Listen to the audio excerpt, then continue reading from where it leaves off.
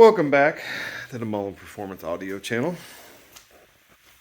I want to update you guys on what was going on because I haven't been out here much in the garage in the last few days. I've been taking some time off and getting ready to figure out when I'm going to start.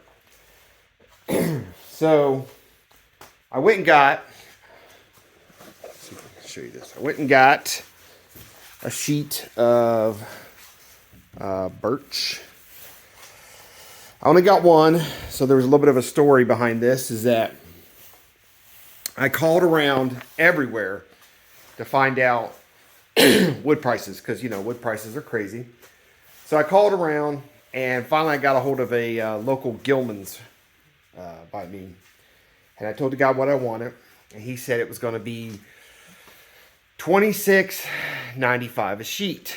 And I was like, there's no way. So I asked him again. I said, how much is 3/4 inch birch plywood? Is that the 13 ply? And he's like, yeah, okay, whatever. He said $26.95.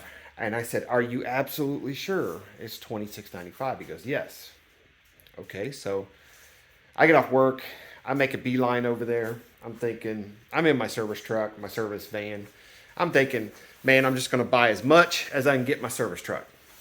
Because with plywood being, you know, $80, $90 a sheet, and I was just going to get as much as I could. And I get over there, and of course, I asked the guy, blah, blah, blah. I talked to this guy. He said, you know, yada, yada. So that guy comes walking up. He said, oh, yeah, I remember that. So he looks up on the computer, and he goes, oh, I'm sorry. I told you wrong. That's $75 a sheet. Plus tax, it was almost $80. I'm like, thanks, dude. You know, got off work early, ran over here as fast as I can for you to tell me a $50 price difference on what I asked 3 times. How much it was, because I knew couldn't have been that cheap.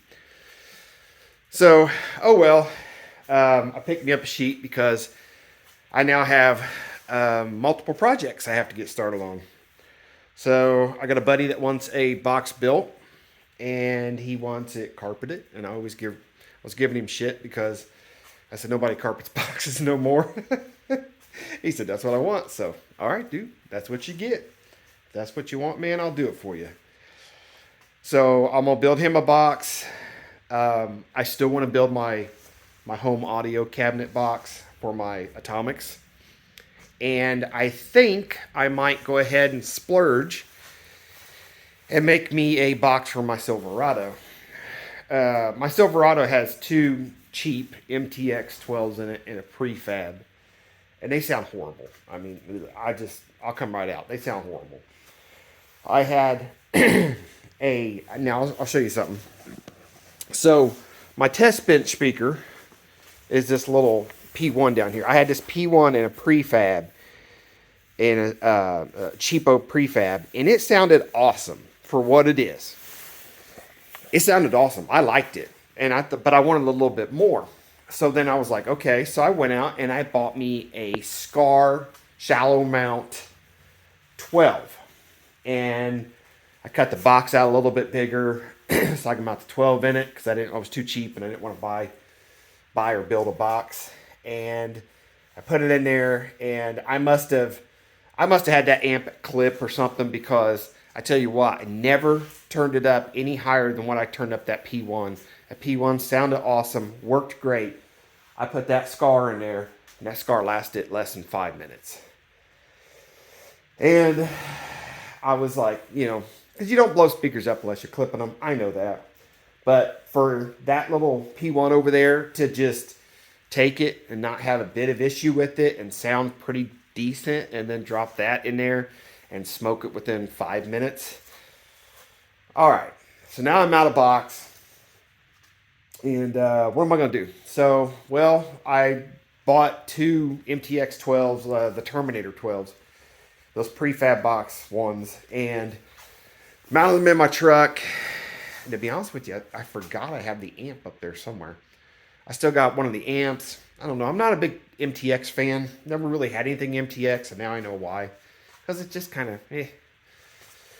And I think I'm going to build me a box to put back in my truck.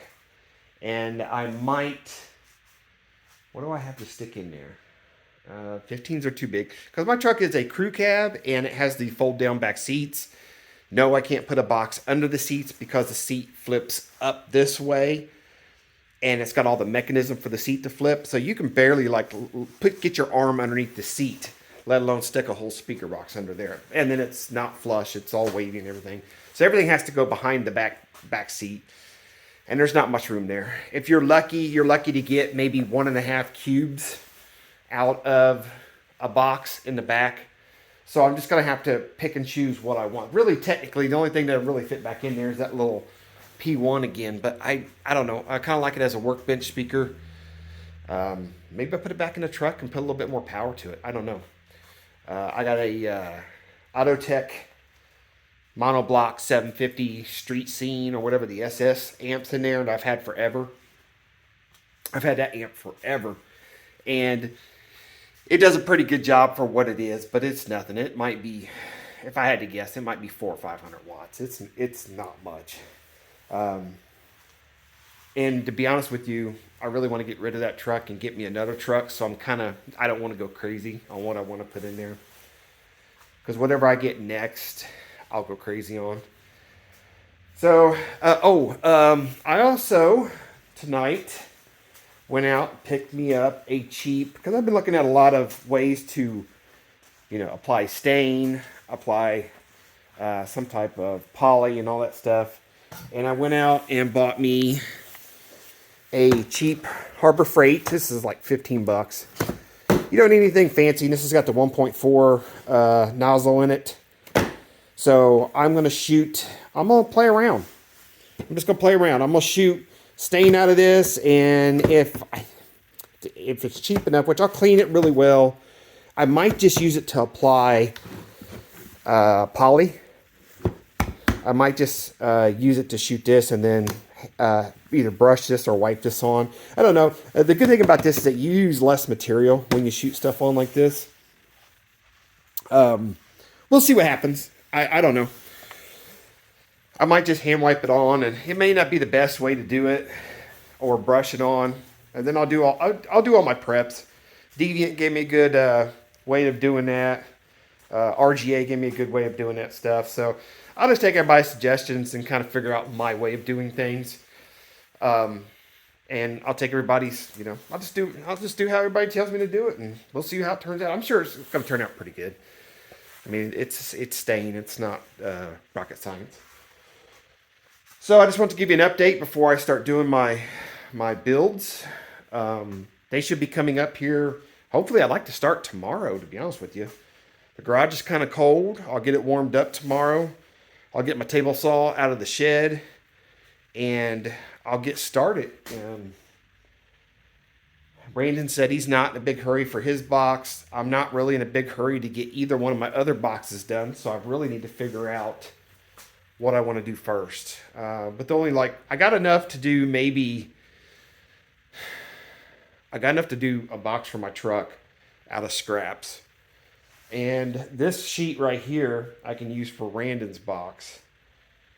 And then I'd have to go get another sheet if I want to do the big box for the house. Which the bad thing is that even if I build that box for those atomics, I don't have any place to put it.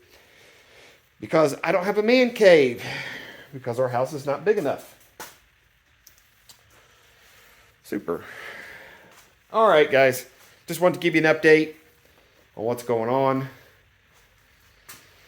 Hopefully I get started tomorrow, and maybe by the middle of the week I can shoot another video, and I'll show you how things are turning out. I don't know why I'm so excited about staining. I'm actually more excited about staining and making it look good than I am about building the box. I think it's because it's something I haven't really did. I've never really paid much attention to it, and now I'm paying attention to it. I'm starting to get excited about it. So we'll see what happens. Yeah. I guess I'll just see you guys middle of the week or so. Have a good one.